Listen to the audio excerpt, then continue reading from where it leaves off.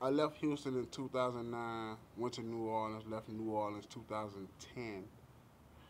From there, 2010, I went to Bossier to 2011. Then I came back to Houston like October sometime 2011, and I've been back ever since. So it's 2019.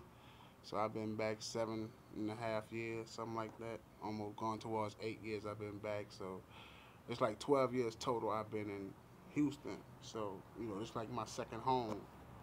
This is my second home and my main home because I only go back home to New Orleans to visit. And that's it. Special events, visit, see family and stuff. And then after that, done. I come back, you know. But, so every time I was gone, when I talked to her, she ended up pregnant. And then I came back, and then, you know, I was working at TSU, that's Texas Southern University. I was working there. And one day I was on the way home on the bus, and I wasn't paying no attention. I was all into my phone, listening to music, watching videos, trying to pass by that time for the bus ride. And I just feel somebody tap on my shoulder, and I look back, and it was her. You heard me?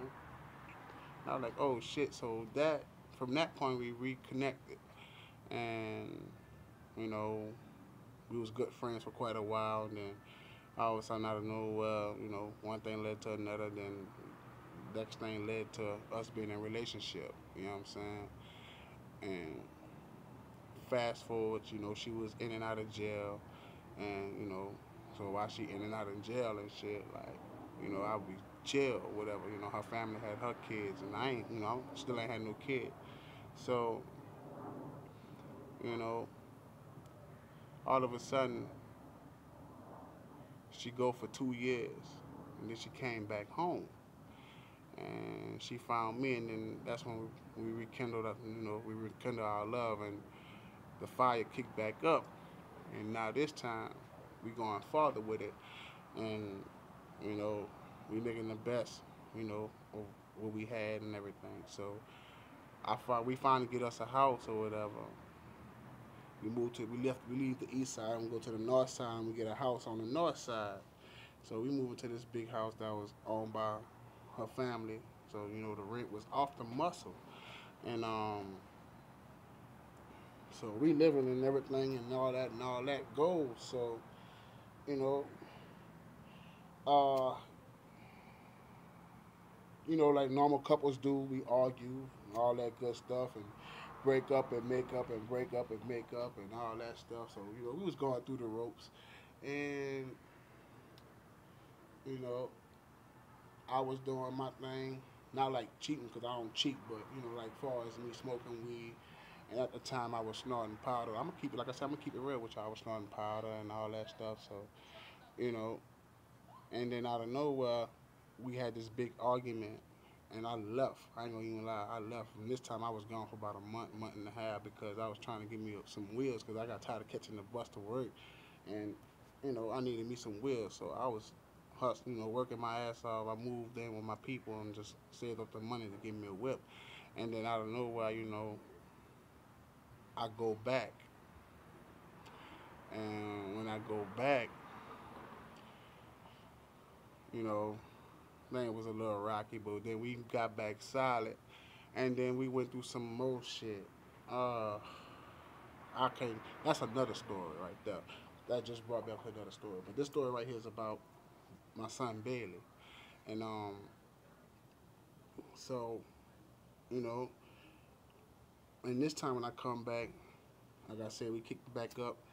Now things are different, and I'm gonna keep it 100 with y'all. Things were different. This time, I caught her in the act. Now she's smoking work. Now a lot of y'all don't know what work is. Hard. There we go. Hard. Um, Smoking it. You know what I'm saying? So that made me want to leave her alone. But as they say, when you love somebody, you see past their flaws. So I was trying to work with her, help her, but she was gone. Not like that. Like she wasn't feeling, and then like she was. she kept herself up and everything. But you know, I tried working with it, going through it because I was trying to help her, get off it and stuff like that. Like, you don't need this, you don't need that. But she wanted to do her thing, so I let her do her thing. I ain't gonna lie, I let her do her thing. Like, you know, most people would look at me like, damn, bro, why you still with her? Like, she out here. I'm like, man, I see her heart. Like, I know who she is. I know who she truly is. I know the actual person that she is. I'm like, this right here, this is temporary. She ain't gonna do this for long. You know what I'm saying? Like, and I'm not gonna let her go too long doing this. But man, um, I gotta speed things up. So one day or whatever, one night we was on some adventurous shit, and I just left one job, and the next day I was starting another job, and I told her I had to get some sleep. So you know, and I ain't really like let her use my car like that because I ain't want her to burn all my gas out, and I'm struggling. We struggling. I'm trying to keep up with the bills and all that.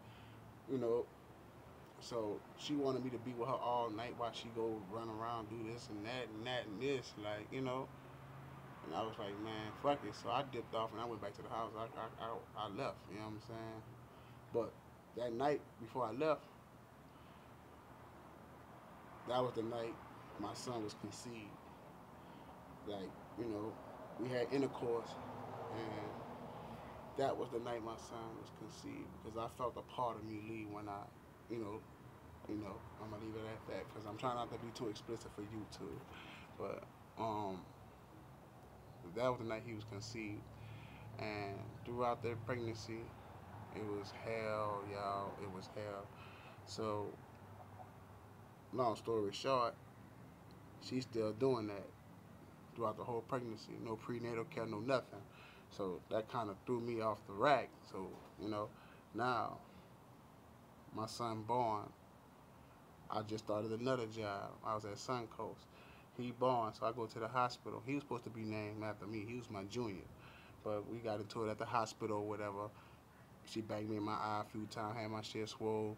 So they broke it up because all thing I was doing was grabbing her to stop. I don't put my hands on females. Everybody know that I don't put my hands on women.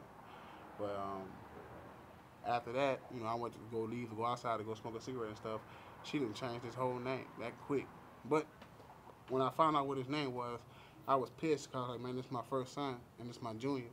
But at the end of the day, his name is unique. And you don't get too many black boys named Bailey. Bailey is usually a last name or a first name for a girl. You know what I'm saying? Not too many, or if it's a boy, it's a different race.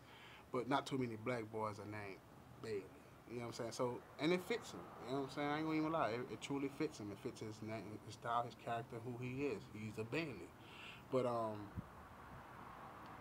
so, now CPS got involved. Now I'm getting drug tested, this and that, questioned this and that, and had to get a DNA test. Now I'm in the system with CPS. So I had to go through a long year fighting that, and I was smoking weed and stuff, so I had to kill everything. When it comes to your little one, you give up the world, you know what I'm saying? So I had to fight for a year. And after that year I fought, I got custody. Now she still have rights, but she don't have custody and she won't get custody. But we still together. So long as I got custody, we got custody. But she can't physically, if she physically try to take off and run off with him, I don't want to do it, but I will. It will be done. I can file a kidnapping charge on her, But I would, hope it never get to that point.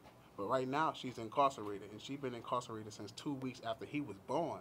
So these 15 months, she been locked up 15 months, you know. But she come home this year, and later this year. So that's 2 years. Another 2 years I've been around waiting on it. But if that ain't love, bro, I don't know what is. Cause the cold part is I write her back and forth. I send her pictures. I go see her as much as possible, and I keep money on her books and make sure she got commissary for food and hygiene. So she's good no matter what. She ain't worrying about nothing. Till she come home, and then we're gonna try to make it go again. And if it falls off after that, I'm just gonna let it go. I'm gonna be honest. I'm just gonna let it go. We can co-parent. but I will have my son, you know. So, I want to thank y'all for listening to this story. I know it's 2 parts and I took forever, but my fault, man. But my phone, what I'm saying, I ran out of space, so I had to delete some stuff. All them old videos I had to delete so I can finish this one here. Now, thank y'all for tuning in. Flight Pilot Click, I fucks with y'all. Drop them planes. Give it a thumbs up. Drop them thumbs up. Subscribe. Hit that notification bell. If you're new to the channel, subscribe. Hit the notification bell. Hit a thumbs up. Share this. I truly appreciate y'all, man. I love y'all, man. It's just the first story. I got many more to come. I'm gonna try to do one a week, mainly on a Friday like this.